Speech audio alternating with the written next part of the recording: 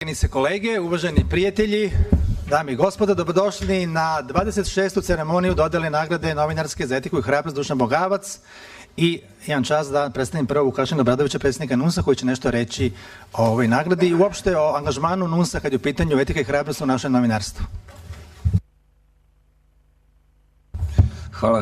Hvala Filipe, dame i gospodo, uvažene kolege, draga Sanja.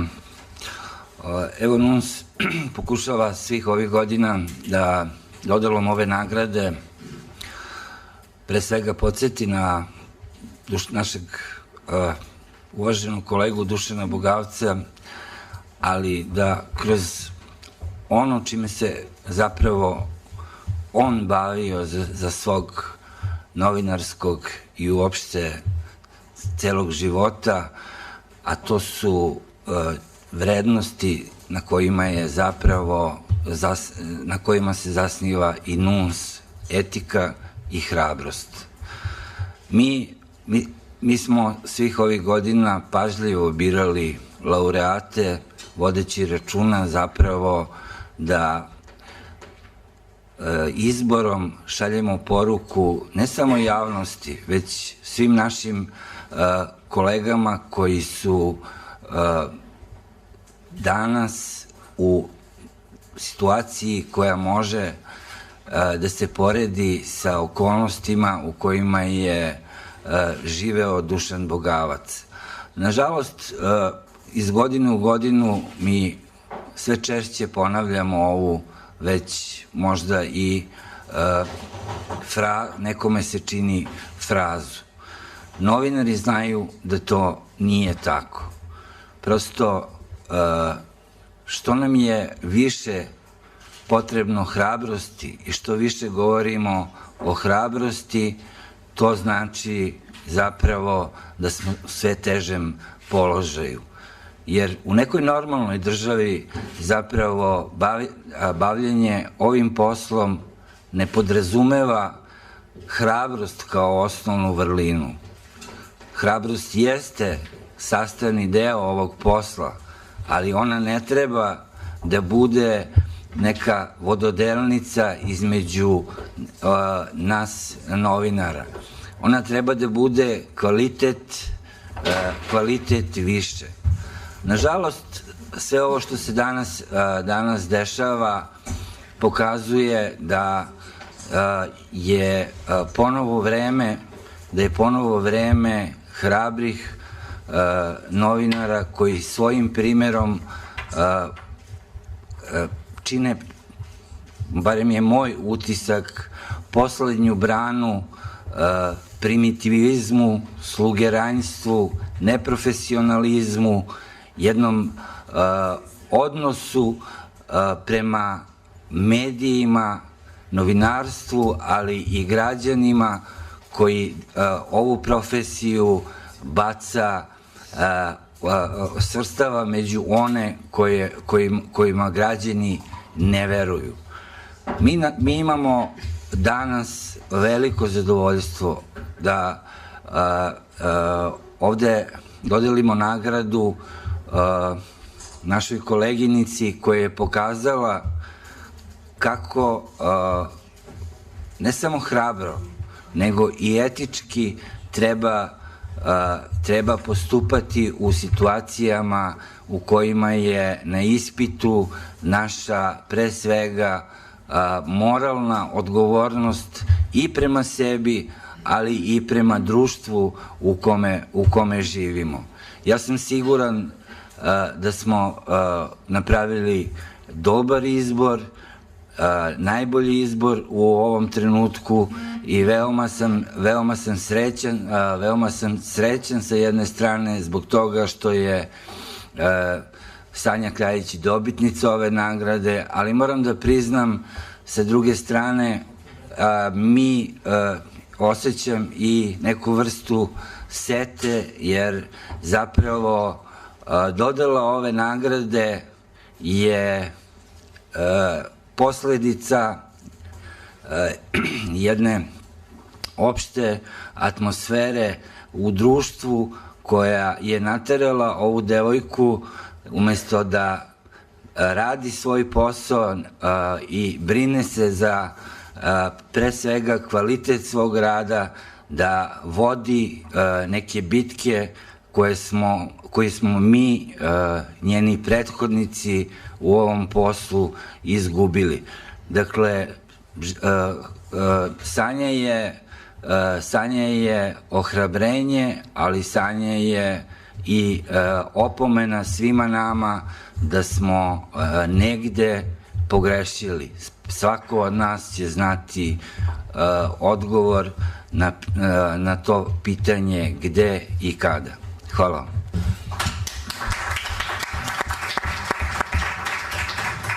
Hvala kolegi Vukašinu Obradoviću. Kada smo pre 25 godina osnovali fondaciju Dušan Bogavac i pokrenuli nagradu za etiku i hrabrost, dogovorili smo se da ćemo dosledno favorizovati, poštovati, afirmisati te dve vertikale u našem novinarstvu, dakle etiku i hrabrost.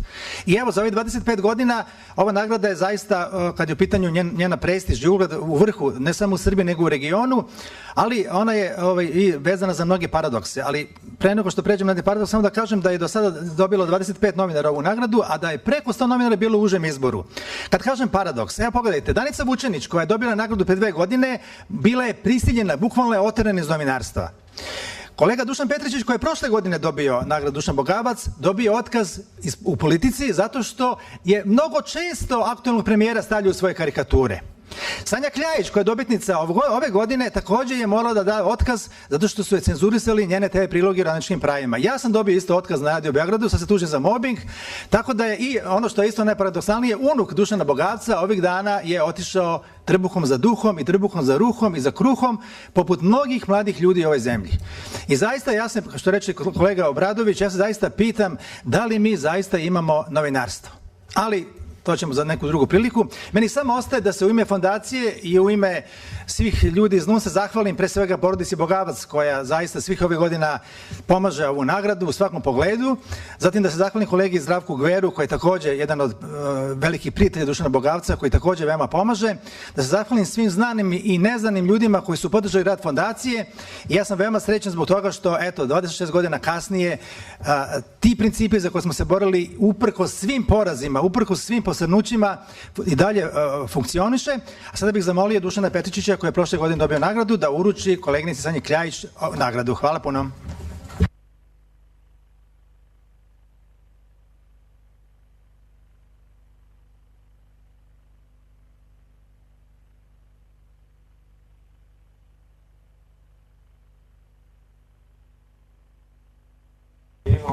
Da i poželim još mnogo otkaza i otpuštanja.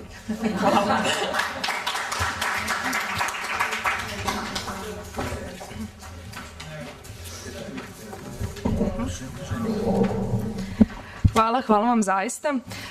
Zapravo prva lekcija koju sam ja za ovih malo godina bavljenja novinarstvom, prva i najvažnija lekcija koju sam naučila jeste da novinarska hrabrost nije, i to stalno ponavljam, novinarska hrabrost nije epitet, već je to preduslov za rad i ukoliko nemate onu osnovnu, bazičnu i građansku hrabrost i profesionalnu hrabrost, onda birajte svakako neke druge profesije i to je ono načelo i parola koju moje kolege sa Radio televizije Vojvodine i ja svakodnevno ponavljamo.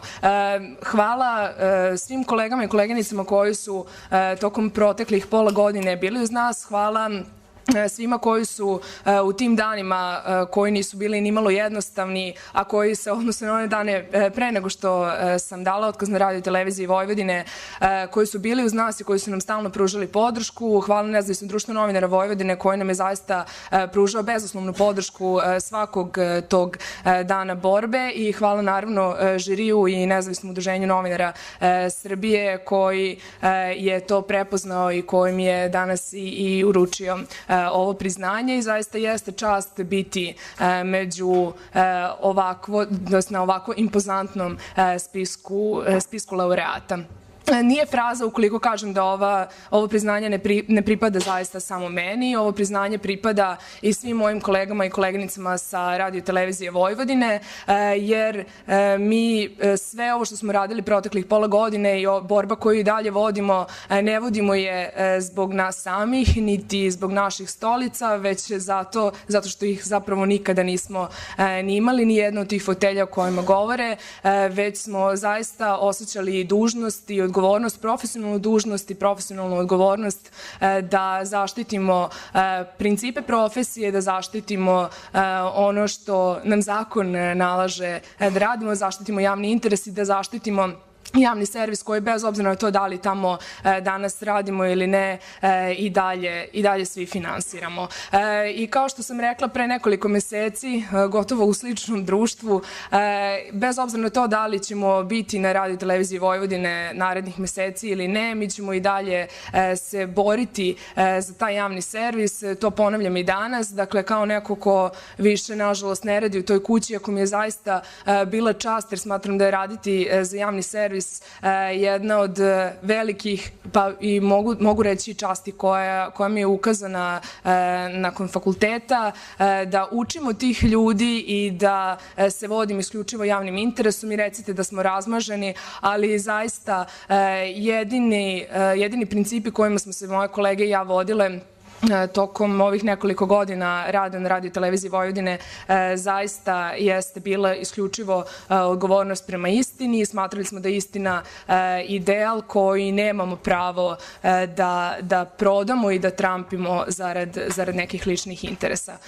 Dakle, bez obzira na to što više nismo tamo, mi se i dalje bavimo zaštitom istog tog javnog interesa i zato ne odustajemo od te borbe i dalje se bavimo odbranom javnog servisa u kom trenutno vlada bezakonje i to na koji način se tamo i danas provodi cenzura verovatno najbolje opisuje to što ni danas ni na bilo kom događaju na kom se govori o tome na koji način Radio televizija Vojvodine danas izveštava, nema ni jedne kamere i ni jednog novinara Radio televizije Vojvodine, ali s druge strane kao novinari i novinarke koji su pre svega posvećeni profesiji, a verujte mi reč da kolege koje su tamo radile i koji tamo rade i dalje to jesu, imamo dužnost i dalje da nađemo put kojim ćemo naše priče ipak plasirati u javnost i to je ono na čemu sada radimo, jer bez obzira na to imali mi medijsku kuću u kojoj radimo ili ne, dužni smo da nađemo način, jer to pre svega od nas zahteva posvećenost profesiji, a verujte da zaista svi jesmo posvećeni toj profesiji. Hvala vam zaista još jednom i hvala na podršci koja nam zaista znači u trenutku kada se i mi suočavamo sa nečim s čim se do sada apsolutno nismo imali ranije priliku da se susretnemo i nadam se da ćemo i tu borbu za javni servis i borbu za javni interes uspeti uspešno da vodimo i dalje. Hvala vam još jednom.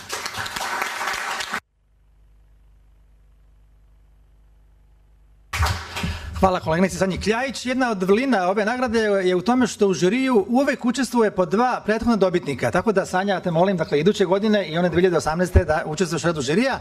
Sada bih zamolio Danicu Vučanić, koja je bila članica žirije, koja je dobila nagradu pre 2 godine, šta bi ona poručila mladim koleginicama, kolegama poput Sanje Kljajić? Ona je žena koja zaista ima dosta iskustva u novinarstvu. Koja bi bila njena osnovna poruka mladim naraštajima u ovoj situaciji kako jesmo sada? Gde se ovo uključe? Pa Sanja je sama rekla tu osnovnu poruku, a to je da budu istrajni, uporni i da se bave novinarstvom, a ne propagandom. Hvala Danice. Ja bih zamolio ćerku Dušana Bogavca, Milenu Njamcul, da se obrati našem skupu. Ja, ćerka svoga oca, samo da kažem nešto o tati, a to možete da provučete kroz svih ovih 26 godina, od kad se dodeljuje nagrada. Ja sam ostarila uz nju na kraju i voljela bih da doživim ono vreme kada neće nagrada Dušan Bogavac imati uz to i novinarska nagrada za etiku i hrabrost, nego da će to biti dovoljno u nekom sledećem društvu i sve će se znati kada se kaže da je to nagrada Dušan Bogavac. I još bih htjela da kažem da je moj otac bio izuzetno tolerantan čovek i kad su bili u pitanju neki moji neuspesi na studijama, pa ja padnem na ispitu, pa me on, dobro, nema problema. Drugi put me pita kad je sledeći rok da li ću izaći, polagati. Ja kažem, pa nisam dobro spremila i to, ajde to za juni da spremamo. U junu me pita, ja kažem, pa ne znam da li ću izaći i on kaže, jel ti to čuvaš rezultat? Loš rezultat. Meni se čini da se nije mnogo šta promenilo i u društvu, da smo u još gorim prilikama sada nego pre 26 godina ili otprilike isto i ja se nadam da nećemo stalno čuvati mi ovaj loš rezultat, nego da ćemo jednom krenuti, samo ne znam kad. Eto, samo to sam htjela. I na kraju ove ceremonije, pre nego što vas pozovemo na koktel ovde u susednoj prostoriji u našem kafeu, reč dajem Branki Bogavac, sestri Dušana Bogavca. Izvolite. Ja sam slučajno ovdje. Ja sam pripremila govor. S obzirom da živim 50 godina u inostranstvu, oprostite ako budem tražila riječi. Ja sam počastovana i srećna što se nalazim među velikim novinarima večeras, naslednicima moga brata. Ovo su sve nagrade. Ovo je reprezentacija srpskog novinarstva. Svi su oni dobitnici nagrade. Hoću da se zahvalim Obradoviću, NUNS-u što održavaju tu nagradu, važnu nagradu. Mala, Sanja, mala, jeste vi vidjeli toga heroja, ona daje kod novinarstva kako treba postupati. Moj brat srećan što ima takve naslednike i ovakvog mladog čoveka. Želim da se zahvalim prijateljima koji održavaju tu nagradu, prijateljima, rođacima, Bogavcima kojima Tamara Bakić je od početka tu, Gvero je tu finansijer, rođaci, bliski, svi to dijelimo da se to održi. Zahvaljujem se u ime porodice Bogavac, a Filip Mladenović ima velike zasluge što tu fondaciju prati od početka, nikada nije izostao, organizovao. Sve je to bilo od dobre volje, od prijateljstva. Eto, hoću da vam se zahvalim, da čestitam Sanji. Htjela sam reći ovo. Moj je brat postradao što je branio radnike. Govorili su, ako se neko obrati Dušanu da nekoga brani, teško onome ko napada, koga je stavio u tu situaciju. Toliko je bio pravedan istraživa do kraja. I sada, danas Sanja, ko da je nastavila to što je on radio, to je ono što je fantastično. Evo naslednica. Čestitam i zahvaljujem svima.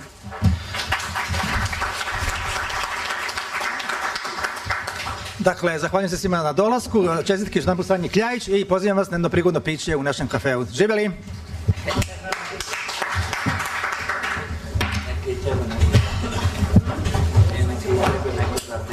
Neko